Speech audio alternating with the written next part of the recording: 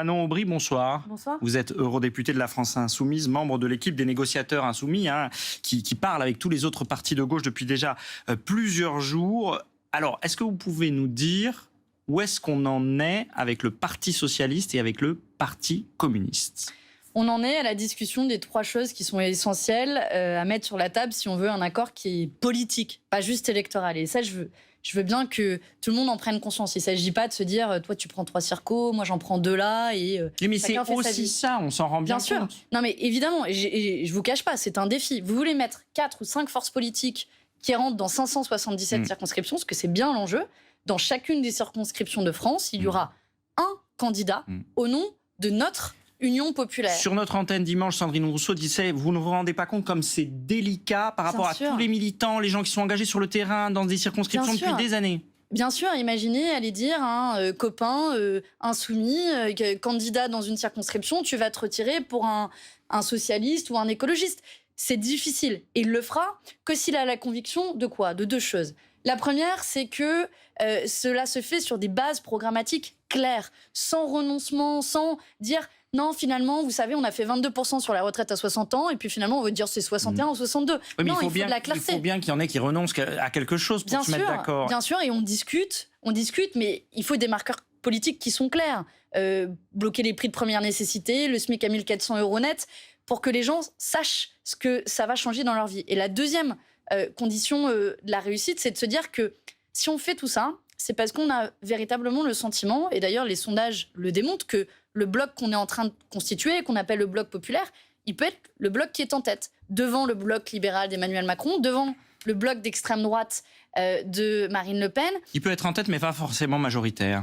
C'est le défi qui est le nôtre. C'est le défi qui est le nôtre. Et je crois que c'est un beau défi. Vous savez, pour tous les électeurs de gauche, je suis sûre, il y en a plein qui nous regardent sur France Info.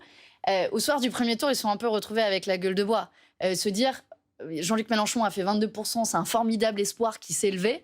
Et en même temps, il n'était pas au second tour. La gueule de bois, elle est due au fait que les partis de gauche dont vous êtes ne se sont pas mis d'accord dans le premier tour de l'élection présidentielle.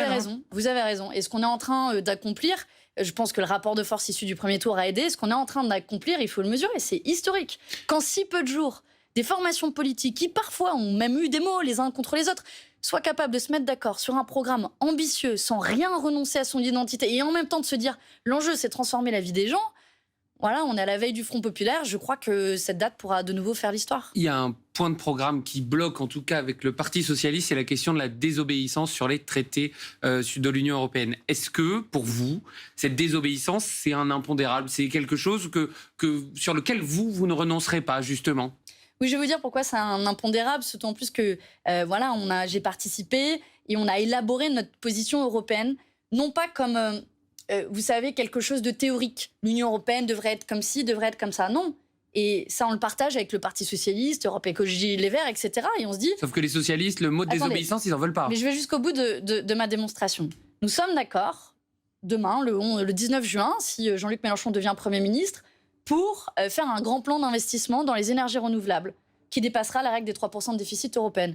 Nous sommes d'accord pour des cantines biologiques et locales, qui ne respectent pas la règle de la concurrence européenne. On est d'accord pour le fret public. Vous voulez dire qu'il y a déjà des règles européennes qui ne sont pas respectées, donc c'est uniquement ça que vous appelez la désobéissance. La démonstration que nous faisons, c'est que si on veut être à la hauteur de notre ambition écologique et sociale, il faut être honnête avec les gens et dire que c'est contradictoire avec un certain nombre de règles européennes. Il ne s'agit pas ici de tout battre en brèche. Il ne s'agit pas de quitter l'Union européenne ou de quitter l'euro, comme parfois notre position est caricaturée. Non, d'être juste cohérent, consistant et dire, voilà, on ne veut pas dire aux Français, on va faire des cantines bio et locales, on va renationaliser le fret, et en fait, c'est pas possible. Et donc, pour le faire, on va jusqu'au bout de la démonstration, on dit comment nous ne respecterons pas certaines règles européennes pour aller au bout de nos ambitions, et Olivier Faure ne dit pas autre chose. Donc moi, j'ai bon espoir qu'on arrive à se mettre d'accord là-dessus. Je vais vous le dire, c'est doublement historique, parce que c'est peut-être aussi refermer la parenthèse qui s'est ouverte en 2005 à la suite du référendum sur le traité européen.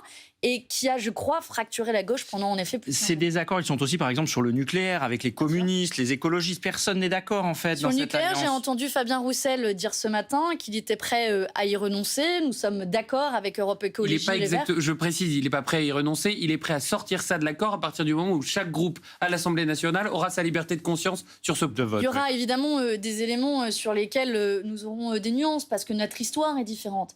Mais vous voyez, si on s'accorde sur l'essentiel, si on vous dit qu'avec cette nouvelle Union populaire écologique et sociale, avec Jean-Luc Mélenchon Premier ministre, vous avez la retraite à 60 ans, le SMIC à 1 400 € net, le blocage des prix de produits de première nécessité, des écarts maximum de 1,20, finir avec les cadeaux aux plus riches, ça peut changer la vie, notre vie au quotidien de millions de gens.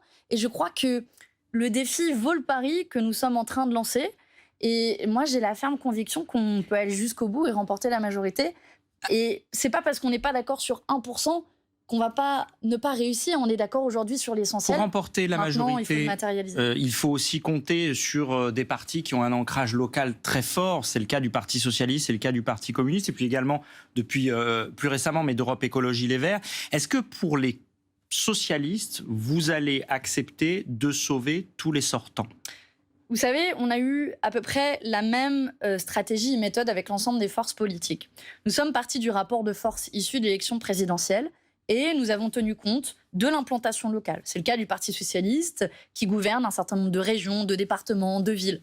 Et donc, nous rehaussons la proportion de la proportionnelle, issue de la présidentielle. Et donc, vous n'en restez pas au résultat de l'élection présidentielle, ça serait... Très clairement, à l'issue de ces négociations, nous serons les seuls, la France insoumise, à avoir moins de candidats que le score fait à la présidentielle. Précisément parce que nous tenons compte des résultats intermédiaires et surtout parce que nous pensons que nous, en tant que force motrice, on a une responsabilité. Et franchement, si cet accord capote pour 2 ou 3 circos ci et là, je pense que c'est pas du tout à la hauteur. Et ce serait la honte d'aller le défendre devant les Français. Donc c'est pour ça que je pense que tout le monde sera à la hauteur de cette histoire et qu'on va pouvoir y arriver, même s'il faut faire rentrer tout le monde dans les 577. Alors, fumée blanche demain ? On espère. On espère. Vous savez... Depuis, je perds le sens du temps maintenant, 10 jours. Nos nuits sont courtes, les journées sont longues, donc on perd un peu le sens du temps. J'ai appris à être prudente dans ces discussions, mais en même temps, réussir en 10 jours ce qu'il nous aurait peut-être fallu des mois ou des années, je crois que c'est déjà un exploit à la hauteur de l'espoir.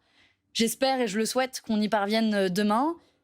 Si ce n'est pas demain, ce sera dans les heures qui suivent. En tout cas, ça ne sera pas plus tard puisque il faut faire campagne, il faut aller convaincre les gens. Les élections législatives, c'est dans moins de 5 semaines, c'est le 12 et 19 juin. Donc je donne rendez-vous aux gens pour un beau 3e tour qui va nous emmener à Matignon. On suivra de près à condition qu'il y ait un accord de tous les partis de gauche, évidemment. Merci Manon Aubry d'avoir répondu à ces questions ce soir en direct dans ce 23h. Merci Alexandre Pérou de nous avoir éclairé sur cette situation à gauche